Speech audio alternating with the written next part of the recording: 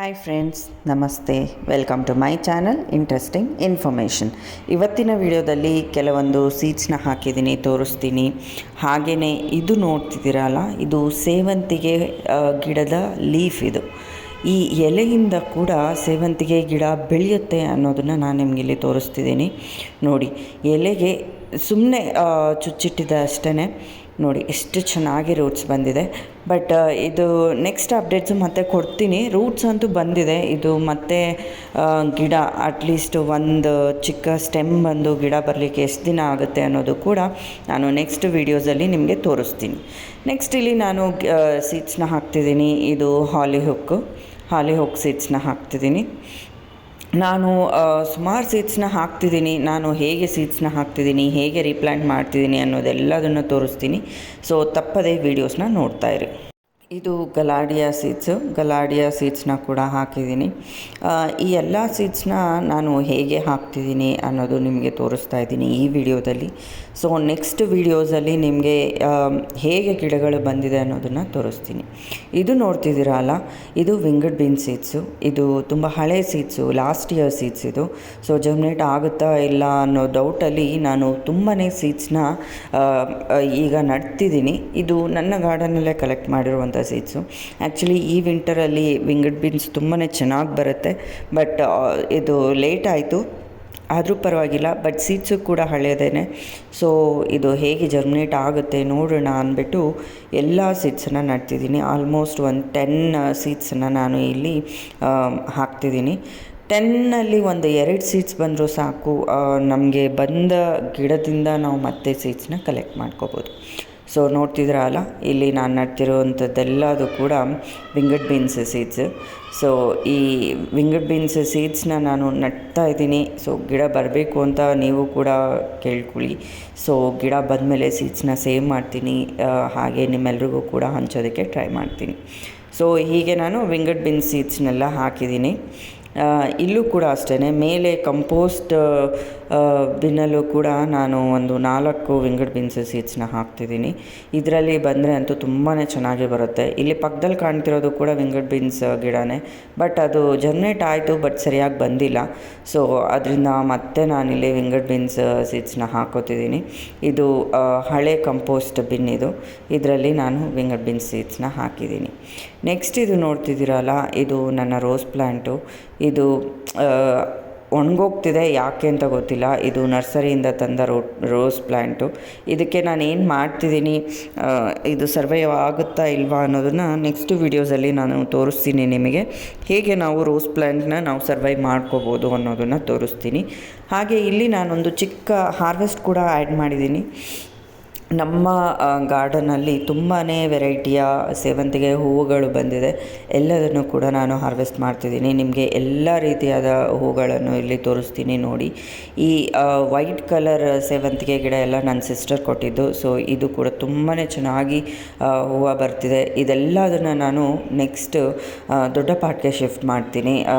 ಅದನ್ನು ಕೂಡ ನಿಮಗೆ ವೀಡಿಯೋಸ್ ಅಪ್ಡೇಟ್ ಮಾಡ್ತೀನಿ. ಸೊ ಸ್ಟೇ ಟ್ಯೂನ್ಡ್, ನೋಡ್ತಾನೆ ಇರಿ.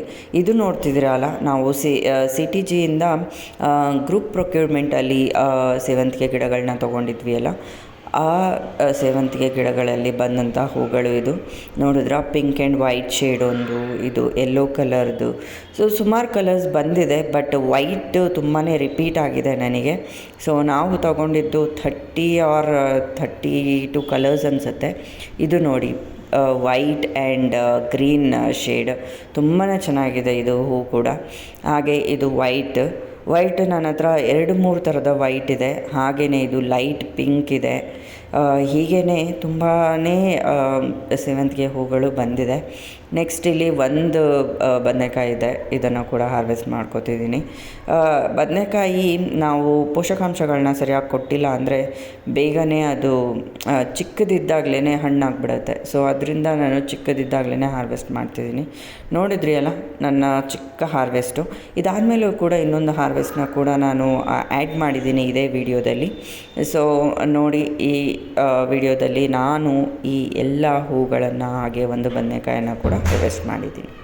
ನಾನು ನಿಮಗೆ ಹಿಂದಿನ ವಿಡಿಯೋದಲ್ಲಿ ಕೆಲವೊಂದು ಸೀಡ್ಸ್ನ ಹಾಕಿದ್ದೆ ಅಂತ ತೋರಿಸ್ತಾ ಇಲ್ಲ ನೋಡಿ ಈಗ ಹೇಗೆ ಜರ್ಮಿನೇಟ್ ಆಗಿದೆ ಅಂತ. ಈ ವಿಡಿಯೋ ಬಿಗಿನಿಂಗಲ್ಲಿ ನಿಮಗೆ ತೋರಿಸಿದ್ದೆ ಅಲ್ಲ, ಈ ಸೀಡ್ಸ್ನೆಲ್ಲ ಹಾಕಿದ್ದೆ.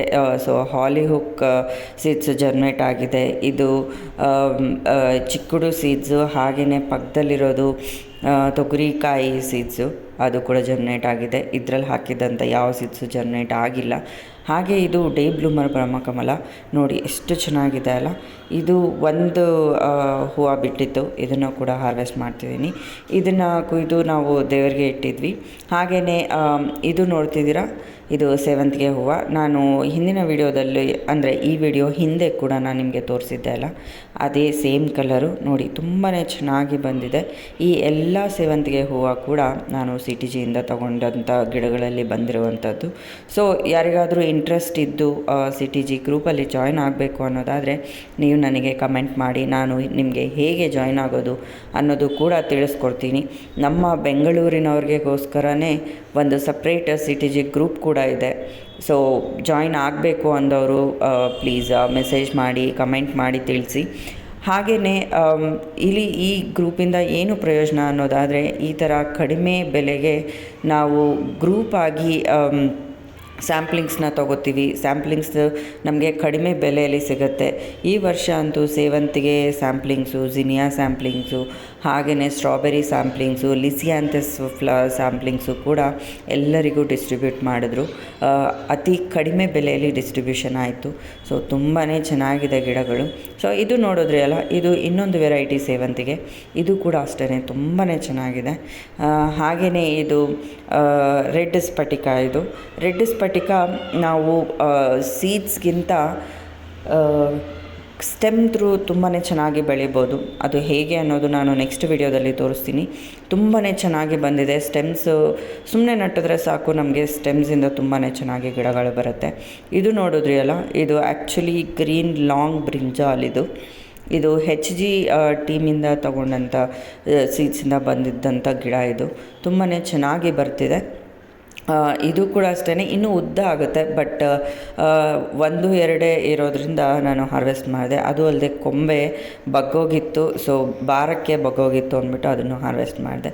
ಇದು ಅಷ್ಟೇ HG ಟೀಮಿಂದ ನಾನು ತಗೊಂಡಂಥ ಟೊಮ್ಯಾಟೊ. ಇದು ಪಿಂಕ್ ಟೊಮ್ಯಾಟೊ. ಇದನ್ನು ಕೂಡ ಹಾರ್ವೆಸ್ಟ್ ಮಾಡಿಕೊಂಡೆ, ನೋಡ್ತಿದ್ದೀರಾ ಅಲ್ಲ.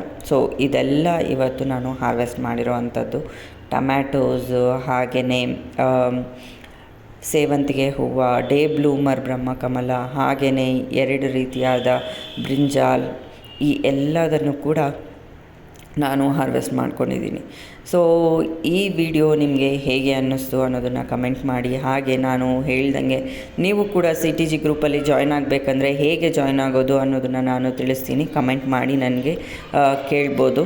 ಹಾಗೆ ಈ ವಿಡಿಯೋ ಹೇಗಿತ್ತು ಅಂತ ಕಮೆಂಟ್ ಮಾಡಿ, ಲೈಕ್ ಮಾಡಿ. ಹಾಗೆ ಯಾರಿಗಾದರೂ ಉಪಯೋಗ ಆಗುತ್ತೆ ಅನ್ನೋದಾದರೆ ವಿಡಿಯೋನ ಶೇರ್ ಕೂಡ ಮಾಡಿ. Thank you so much. Bye.